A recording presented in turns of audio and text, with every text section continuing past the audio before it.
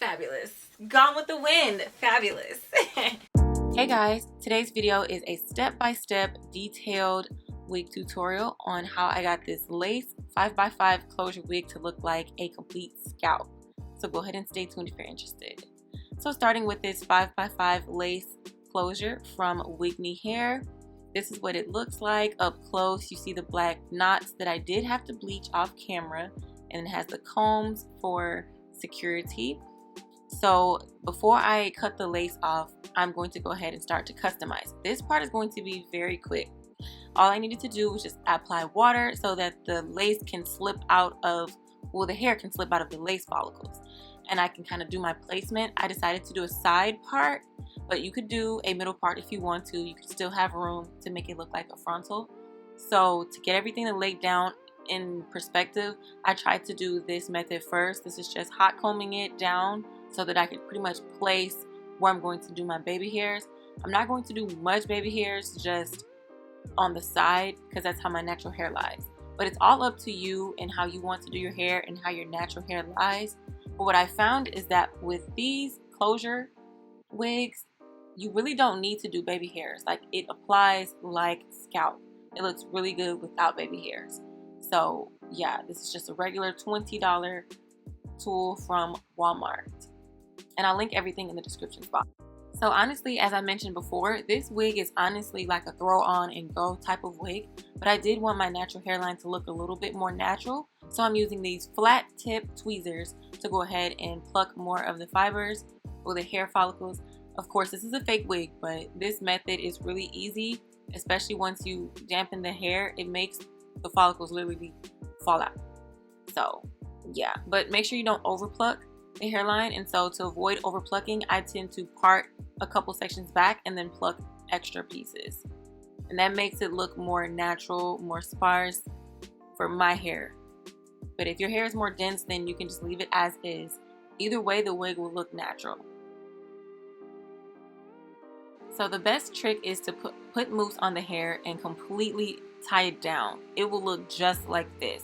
The mousse that I use is it's really super fire, like for real. You see how the hair is not even moving? All I have to do is like lightly comb it out and it will be like silk again. But you see how hard it is? Like, it's in place, and that's what we want for natural lay. So now it's time to apply the unit, and this is what I did to it just to make it blend. I added my foundation color to the bottom and it matches perfectly. And so you can use any type of powder brush to apply that at the bottom. And then I just simply put it on, and look at that scalp. I was like shocked when I saw it in the mirror. I was like, oh, okay. Yes, like you could really just cut the lace off and rock it like this. But like I said, for extra security, I'm just going to lay it down a little more. But you can tell with the plucking that I did, the little plucking that I did, it looks even better.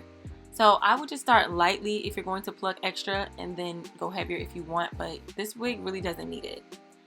So let's go ahead and lay these edges down.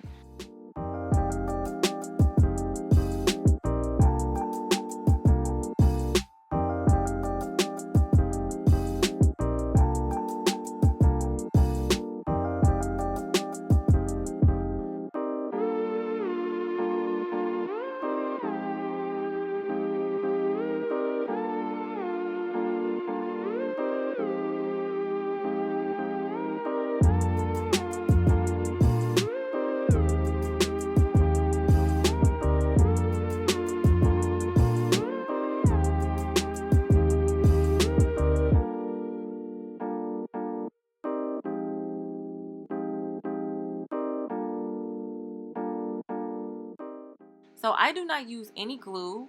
I don't use any tape or anything like that. I just simply use mousse.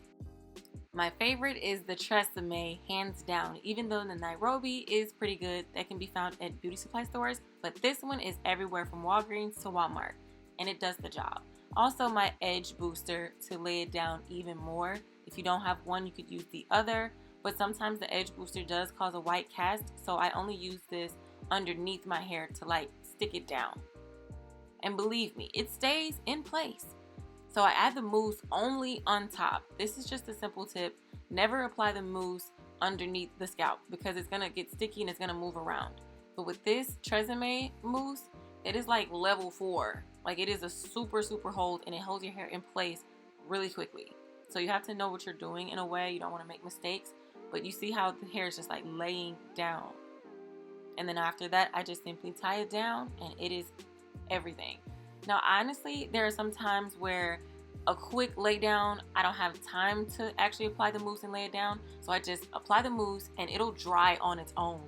On my way to wherever, it'll be dry and in place. So when I say go out and get this stuff, do. It's linked in the description box. So I'm just tying it down for video purposes, of course, and then I'll go ahead into the styling. So I decided to do a lob, which is a long bob, just to try something different, and then I'm just going to apply simple barrel curls. And for those of you who don't know how to get like the loose curls, I'll go ahead and do this little tutorial for you. I like to take chunky sections, but I do at least top and bottom so that I can have body at the top. Now, if you do not like body at the top of your hair, then avoid this chunky piece at the top. Just gather all the hair and just do the bottom sections. Like, I guess curl your hair towards the bottom, if that makes sense. Start at the bottom and only go halfway up. Like, don't go all the way to the roots. But if you want your roots to have body, then barrel it all the way towards the roots. And if you want even more body and longer lasting curls, use flexi rods. I promise you the curls will last for more days.